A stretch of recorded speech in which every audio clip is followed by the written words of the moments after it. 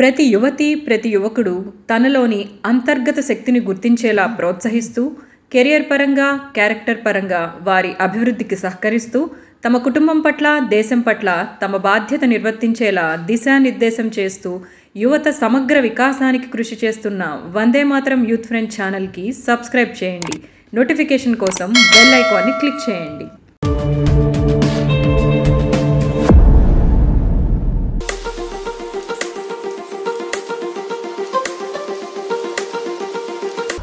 వందే మాతరం యువమిత్రులందరికీ నమస్కారం.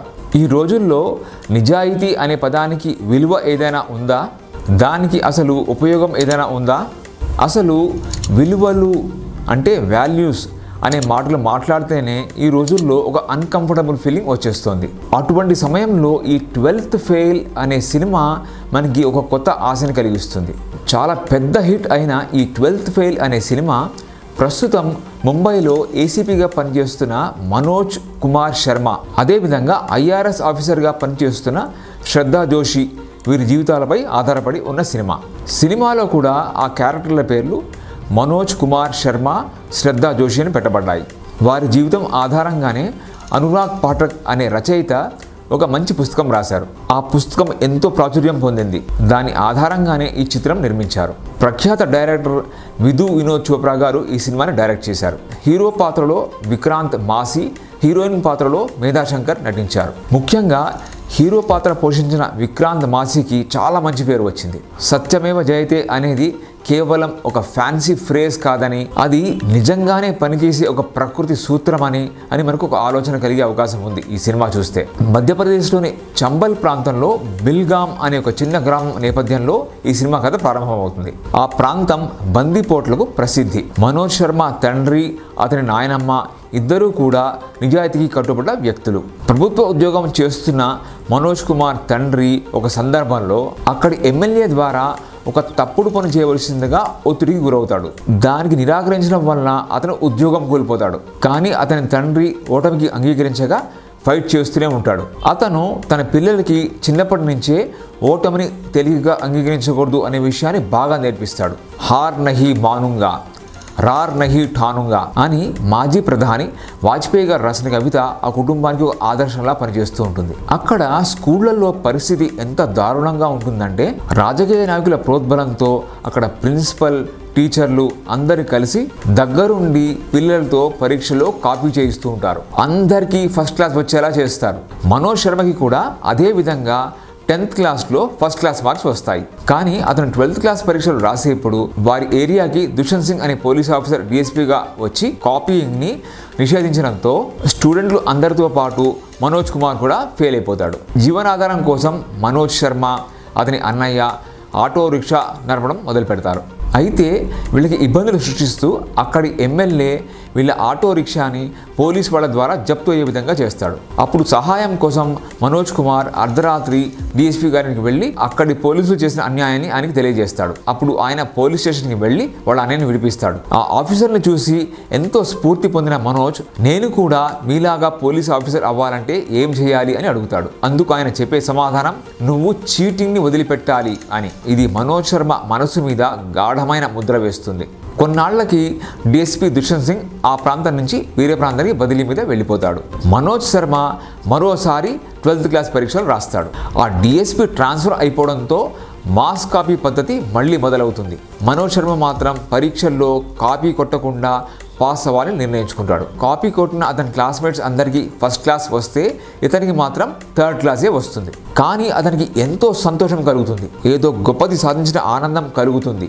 స్వయం కృషితో తాను పోలీసు ఆఫీసర్ అవ్వగలను అనే నమ్మకం ఏర్పడుతుంది. ఇక అతను PCS పరీక్ష కోసం అంటే ప్రొవిన్షియల్ సివిల్ సర్వీసెస్ కోసం తగిన కోచింగ్ తీసుకోవడానికి గ్వాలియర్కి బయలుదేరతాడు. అతని కుటుంబ సభ్యులు అందరూ అతన్ని ఎంతో ప్రోత్సహిస్తారు. అతని నాయనమ్మ తాను దాచుకున్న పెన్షన్ డబ్బు మొత్తం అతనికి ఇస్తుంది. అయితే అతను తీసుకెళ్లిన డబ్బు ఉన్న సంచి, అతనితో పాటు ప్రయాణిస్తున్న ఒక మహిళ కొట్టేస్తుంది. అతనికి గ్వాలియర్లో దిగేప్పటికీ చేతిలో చిల్లి గవ్వ ఉండదు. పీసీఎస్ పరీక్షలు కూడా పోస్ట్ పోన్ అయ్యాయని అతను తెలుసుకుంటాడు. రోజుల తరబడి ఆకలికి అలమటిస్తాడు. ఏమి చేయాలో దిక్కుతోచదు. ఇక చివరికి ఆకలికి తట్టుకోలేక ఒక హోటల్కి వెళ్ళి ఆ హోటల్ యజమానిని తనకు భోజనం పెట్టవలసిందిగా బతిమిలాడతాడు. అందుకు ప్రతిగా తాను ఏదో ఒక పని చేసి పెడతానని చెప్తాడు. యజమాని అతన్ని చూసి జాలిపడి భోజనం పెడతాడు. భోజనం చేయగానే వచ్చి అతను, ఇప్పుడు నాకు భోజనానికి ప్రతిగా పని చేస్తాను కాబట్టి నాతో ఏదో ఒక పని చేయించుకోమని అడుగుతాడు. అయితే హోటల్ యజమాని అతనితో ఏమీ పని చేయించుకోడు. అందుకు మనోజ్, మీరు నాతో పని చేయిస్తానని ఒప్పుకున్నారు కాబట్టి మీ దగ్గర భోజనం చేశాను, కాబట్టి భోజనానికి ప్రతిగా ఏదో ఒక పని చేయించుకోమని దెబ్బలాడతాడు. ఇదంతా గమనిస్తున్న ప్రీతం పాండే అనే మరో యువకుడు తానే డబ్బు చెల్లిస్తాడు. అందుకు మనోజ్ ఒప్పుకోకపోవడంతో ఇది అప్పులాగా భావించమని చెప్తాడు. ఆ తర్వాత వారిద్దరి మధ్య సంభాషణ జరుగుతుంది. సంభాషణ మధ్యలో మనోజ్కి ప్రీతం పాండే కూడా ఐపీఎస్ ఆఫీసర్ అవ్వడానికి ఆ పరీక్ష కోసం కోచింగ్కి అతను ఢిల్లీ వెళ్తున్నాడని చెప్పి తెలుస్తుంది. అప్పటిదాకా మనోజ్కి యూపీఎస్సీ అంటే తెలియదు. అదేమిటి, యూపీఎస్సీ పరీక్ష రాస్తే పోలీస్ ఆఫీసర్ అవ్వచ్చా అని అతను అమాయకంగా అడిగినప్పుడు ప్రీతం పాండే నవ్వుతూ యూపీఎస్సీ పరీక్ష ద్వారా ఐపీఎస్ అయ్యి డిఎస్పీ, ఎస్పీ అంతకన్నా పైన ర్యాంకు గల పోస్టుల్లో చేరవచ్చని చెప్తాడు. అప్పుడు మనోజ్ ప్రీతం పాండేని తనను కూడా ఢిల్లీకి తీసుకెళ్ళమని, అందుకు అయ్యే ఖర్చంతా తాను తర్వాత తిరిగి ఇచ్చేస్తానని బతిమలాడతాడు. మంచి హృదయం గల యువకుడు అయిన ప్రీతం పాండే అందుకు ఒప్పుకొని మనోజ్ని తనతో పాటు ఢిల్లీకి తీసుకువెళ్తాడు. ఢిల్లీలో చిన్న ఉద్యోగం చేసుకుంటూ బతకడానికి ఏదైనా సంపాదించుకొని అదే సమయంలో కోచింగ్ కూడా తీసుకోవాలని చూస్తున్న మనోజ్కి గౌరీ భయ్య అనే వ్యక్తి పరిచయం అవుతాడు. ఆ గౌరీ అనే వ్యక్తి కూడా ఒక చిన్న హోటల్ నడుపుతూ అప్పటికే యూపీఎస్సీ పరీక్ష 4 సార్లు రాసి ఉంటాడు. ఆ 4వసారి తను తప్పకుండా సెలెక్ట్ అవుతాడని నమ్మకంతో ఉంటాడు. అతను ఎంతో మంది బీద విద్యార్థులకి యూపీఎస్సీ పరీక్షలు రాయడానికి అతను ప్రోత్సహిస్తూ ఉంటాడు, వారికి సహకరిస్తూ ఉంటాడు. అక్కడ యూపీఎస్సీకి ప్రిపేర్ అవడానికి వచ్చిన లక్షలాది మంది యువకులను చూసి డీలా పడ్డ మనోజ్కి గౌరీ ధైర్యం చెప్తాడు. అతను మనోజ్కి ఒక లైబ్రరీలో ఉద్యోగం ఇప్పిస్తాడు. రోజంతా అక్కడ ఉద్యోగం చేస్తూ రాత్రిపూట చదువుకుంటూ మనోజ్ తన ప్రిపరేషన్ మొదలు పెడతాడు. మొదటిసారి అతను ప్రిలిమ్స్లో ఫెయిల్ అయిపోతాడు. మళ్ళీ డీలా పడ్డ మనోజ్కి గౌరీ ఒక అటెంప్ట్లో ఎవరూ క్లియర్ చేయలేరని, నిరుత్సాహపడకుండా మళ్ళీ మొదలు పెట్టాలని, ఇది అక్కడ అత్యంత సహజమని అతనికి రీస్టార్ట్ అనే మంత్రాన్ని చెప్తాడు. రీస్టార్ట్ అంటే మళ్ళీ మొదలు పెట్టమని. దురదృష్టవశాత్తు గౌరీ 4వసారి కూడా యూపీఎస్సీ పరీక్షలో సెలెక్ట్ కాలేకపోతాడు. కానీ మనోజ్ని ప్రోత్సహిస్తూనే ఉంటాడు. మనోజ్ తన 2వసారి ప్రిపరేషన్ని ఉత్సాహంగా మొదలు పెడతాడు. అతను 2వసారి 3వసారి కూడా ప్రిలిమ్స్ క్లియర్ చేస్తాడు. కానీ మెయిన్స్లో ఫెయిల్ అవుతాడు. మెయిన్స్ పరీక్షలో అతి తక్కువ సమయంలో వైవిధ్యమైన ప్రశ్నలకు సమాధానం రాయవలసిన సునిశ్చిత మేధాశక్తి అతనికి లేకపోవడంతో అతను ఎంతో ఇబ్బంది పడి మెయిన్స్లో ఫెయిల్ అవుతాడు. అతను మొదట లైబ్రరీలోను, తర్వాత ఫ్లోర్ మిల్లో అంటే పిండి గిన్నెలోను పనిచేస్తూ చదువుకుంటాడు. అందువల్ల అతను మెయిన్స్ పరీక్షకి ఏ విధంగా సిద్ధపడాలో ఆ విధంగా సిద్ధపడలేకపోతాడు. అతనికి ఈ లోపల శ్రద్ధ జోషి అనే అమ్మాయితో పరిచయం ఏర్పడుతుంది. ఆ అమ్మాయి మెడిసిన్ చేసినప్పటికీ సివిల్ సర్వీసెస్ అంటే ఇంట్రెస్ట్ ఉండడం వల్ల ఢిల్లీకి వచ్చి కోచింగ్లో జాయిన్ అవుతుంది. ఆ అమ్మాయి మనోజ్కి ఎంతో స్ఫూర్తిని, గైడెన్స్ని ఇస్తుంది. ఇక అతనికి 4వది ఆఖరిది అయినా ఒకే ఒక అటెంప్ట్కి అవకాశం ఉంటుంది. అతను ప్రిలిమ్స్ క్లియర్ చేస్తాడు. అప్పుడు ఆ అమ్మాయి వచ్చి అతనికి, నువ్వు వెంటనే ఈ ఫ్లోర్ మిల్లో ఉద్యోగం మానేయాలని, ఇంత తక్కువ సమయం ప్రిపేర్ అవుతే మెయిన్స్ క్లియర్ చేయడం అసాధ్యము అని తేల్చి చెప్తుంది. అందుకు అతను ఉద్యోగం చేయకుండా చదువుకునే ఆర్థిక స్తోమత తనకు లేదని, ఉద్యోగం మారడం కుదరదు అని చెప్తాడు. అయితే ఇంతలో గౌరీ భయ్య వచ్చి అతనితో బలవంతంగా ఉద్యోగం మానిపించి చదువుకోవడానికి ఏర్పాట్లన్నీ చేస్తాడు. అతను చదువుకోవడానికి ఒక మంచి గది, కావలసిన పుస్తకాలు, భోజన ఏర్పాట్లు ఇవన్నీ చేస్తాడు. ఇదంతా అప్పులాగానే భావించాలని, తిరిగి దానికి 4 రెట్లు తనకి ఇవ్వాలని అంటాడు. నేను ఫెయిల్ అయినట్టు నువ్వు ఫెయిల్ అవ్వకూడదని, నీ మీద మాలాంటి వాళ్ళు లక్షలాది మంది ఆశలు పెట్టుకున్నామని, నువ్వు విజయం సాధిస్తే బీదవారెందరికీ అది స్ఫూర్తి అవుతుందని, ఉత్సాహం, ధైర్యం వస్తుందని చెప్పి ఒప్పిస్తాడు. ఇక మనోజ్ తీవ్రంగా కృషి చేసి మెయిన్స్ పరీక్షకి తగిన విధంగా ప్రిపేర్ అవుతాడు. శ్రద్ధ జోషి కూడా అతనికి ఎంతో సహాయపడుతూ ప్రోత్సాహపరుస్తూ ఉంటుంది. ఈ లోపల ఆ అమ్మాయి పీసీఎస్ పరీక్షలో నెగ్గి డిప్యూటీ కలెక్టర్ అవుతుంది. ఇక మనోజ్ యూపీఎస్సీ మెయిన్స్ పరీక్ష 4వ ప్రయత్నంలో క్లియర్ చేస్తాడు. ఇంటర్వ్యూకి అర్హత పొందుతాడు. ఇక అతని ఉత్సాహానికి అడ్డే ఉండదు. కానీ ఇంటర్వ్యూలో నెగ్గితేనే అతనికి ఐపీఎస్ అయ్యే అవకాశం వస్తుంది. ఇక ఇంటర్వ్యూ అయ్యే రోజు రానే వస్తుంది. ఆ సమయంలో కూడా శ్రద్ధ అతనికి ఎంతో ధైర్యం ఇస్తుంది. ఆ ఇంటర్వ్యూ ప్యానెల్ వాళ్ళకి హిందీ మీడియం వారంటే ఒక చిన్న చూపు ఉంటుంది. మనోజ్ది మరి చిన్నప్పటి నుంచి హిందీ మీడియమే. అతనికి ఇంగ్లీష్ మీద అంత పట్టు ఉండదు. అతని అకాడమిక్ రికార్డులో అతను అతను ఒకసారి 12th ఫెయిల్ అయ్యాడని రాసి ఉంటుంది.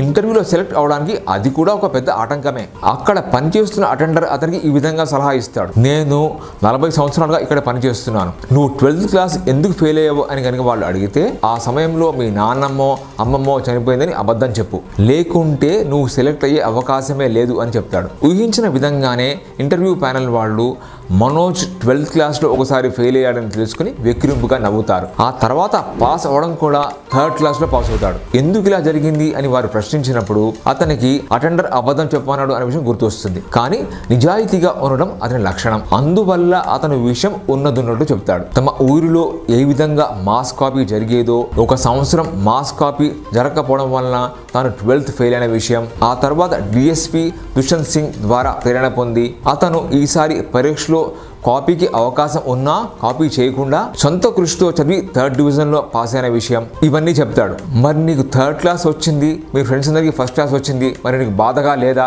అని వారు అడిగినప్పుడు కాపీ చేస్తే వచ్చే 1st క్లాస్ కన్నా నిజాయితీగా చదివితే వచ్చిన 3rd క్లాస్ తనకు ఎంతో సంతృప్తినిచ్చిందని అతను చెప్తాడు. అతని నిజాయితీ చూసి ఇంటర్వ్యూ చేసే ఆఫీసర్లు ఆశ్చర్యపోతారు. అయినప్పటికీ నీకు ఇంగ్లీష్ భాష మీద పట్టు లేదని, నీవు ఈ పోస్ట్కి సరిపోవని ఒక ఇంటర్వ్యూ ఆఫీసర్ విమర్శిస్తాడు. అందుకు మనోజ్ తగిన సమాధానం చెప్తాడు. మంచినీళ్ళు కావాలి అని అడుగుతాడు. వారు ఆ పక్కనే ఉన్న గాజు గ్లాసులో నీళ్లు తాగమని చెప్తారు. అందుకు అతను గాజు గ్లాస్ కాదని నాకు స్టీల్ గ్లాసులో తాగడం అలవాటు అని సమాధానం చెప్తాడు. నీళ్ళంటే నీళ్ళే కదా, గాజు గ్లాస్ ఏంటి, స్టీల్ గ్లాస్ ఏంటి అని వారు కోప్పడతారు. అప్పుడు మనోజ్, నేను కూడా మీకు అదే చెబుతున్నాను, ఇంగ్లీష్ భాష అయితే ఏంటి, హిందీ భాష అయితే ఏంటి, మీరు నా వ్యక్తిత్వాన్ని బట్టి, నాకున్న నైపుణ్యాన్ని బట్టి నాకు అవకాశం ఇవ్వాలని కోరుతాడు. దానికి వారు కంగు తింటారు. అప్పుడు వారు నీకన్నా ఎంతో ఎక్కువ క్వాలిఫికేషన్ ఉన్నవారు, అంటే ఐఐటీలో ఐఐఎంలో పాస్ అయిన వారు ఎందరో ఉండగా నీకెందుకు ఉద్యోగం ఇవ్వాలి అని అడుగుతారు. అప్పుడు అతను వారికన్నా నాకే అర్హత ఎక్కువ ఉంది అని సమాధానం చెప్తాడు. తనకున్న అనుభవం వారికి లేదని చెప్తాడు. అజ్ఞానంతో తన ఊర్లో తన జిల్లాలో ఎంతో మంది కాపీయింగ్కి పాల్పడుతున్నారని, చేతులారా తమ భవిష్యత్తుని తామే నాశనం చేసుకుంటున్నారని, నేను కనుక ఐపీఎస్ అయితే ఇటువంటివి ఖచ్చితంగా కట్టడి చేస్తానని, అట్టడుగు స్థాయిలో ఏం జరుగుతుందో తనకి ప్రత్యక్ష అనుభవం ఉందని ఘంటాపథంగా చెప్తాడు. వారప్పుడు నీకు ఇది 4వది చివరిది అనే అటెంప్ట్ కదా, ఇప్పుడు సెలెక్ట్ కాకపోతే ఏం చేస్తావు అని అడుగుతారు. అందుకు అతను, నేను ఓటమిని ఒప్పుకోనని, ఒక సూర్యుడిని అయ్యి అందరికీ వెలుగు ఇవ్వలేకపోయినా కనీసం ఒక వీధి దీపంలా అయ్యి ఆ వీధిలోని వారికి వెలుగు ఇస్తానని సమాధానం చెప్తాడు. చివరికి వారు అతన్ని తిరస్కరించినట్టుగా భావం వచ్చే విధంగా సమాధానం చెప్తారు. అతను అంతగా ఆశ లేకుండానే అక్కడి నుంచి బయటకు వచ్చేస్తాడు. ఇక ఇంటర్వ్యూ ఫలితం వచ్చే రోజున అతని స్నేహితురాలు శ్రద్ధా జోషి, గౌరీ భయ్యా, ప్రీతం పాండే అందరూ ఫలితాలు వెల్లడి చేసే ప్రాంతానికి వచ్చి చూసినప్పుడు అతను సెలెక్ట్ అయి ఉంటాడు. ఇక వారందరూ చెప్పలేనంత ఉద్వేగానికి లోనవుతారు. ఇక ఇది తెలుసుకున్న వాళ్ళ ఇంట్లో వాళ్ళ ఆనందానికి అంతే ఉండదు. నిజానికి ఇంటర్వ్యూ ప్యానెల్ వాళ్ళు మనోజ్ వ్యక్తిత్వాన్ని చూసి ఆశ్చర్యపోతారు. మనం ఇంటర్వ్యూ చేసేది ఇలాంటి వాళ్ళని వెతికి పట్టుకోవడానికే కదా, లేకుంటే మనం ఇంటర్వ్యూ చేయడం వ్యర్థమే కదా అని అనుకుంటారు. ఇలాంటి వాళ్ళ వల్ల దేశానికి ఎంతో మేలు జరుగుతుంది అని కూడా వాళ్ళు అనుకుంటారు. కాబట్టే అతన్ని సెలెక్ట్ చేస్తారు. మనోజ్ శర్మ, శ్రద్ధా జోషిల మధ్య నిజాయితీతో కూడిన ఒక ప్రేమ బంధం ఉంటుంది. అతను ఐపీఎస్ ఆఫీసర్ అయినా కాకపోయినా, అతను ఫ్లోర్ మిల్లో పనిచేస్తున్నా సరే తాను అతనే వివాహం చేసుకుంటానని శ్రద్ధ ఇంటర్వ్యూకి ముందే మనోజ్తో చెబుతుంది. ఈ చిత్రం లక్షలాది మంది విద్యార్థులకు ఓటమికి భయపడకూడదని, నిరుత్సాహపడకూడదని, కింద పడడం తప్పు కాదని, మళ్ళీ లేవకపోవడమే తప్పు అని ప్రేరణ ఇస్తుంది. లక్ష్యాన్ని సాధించలేకపోయినంత మాత్రాన దీలా పడిపోవాల్సిన అవసరం లేదని, రీస్టార్ట్ అనే మహామంత్రాన్ని అనుసరించాలని, అప్పుడు విజయం తథ్యమని గొప్ప సందేశం ఇస్తుంది. సంకల్ప శక్తితో పాటు నీతి నిజాయితీ ఉన్న ఒక మంచి క్యారెక్టర్ కూడా ఎంతో అవసరమని నేర్పిస్తుంది. ఈ సినిమా చూసిన వారందరూ కూడా well done Vidhu Vinod Chopra and Vikrant Massey అనక తప్పదు. వందే మాతరం.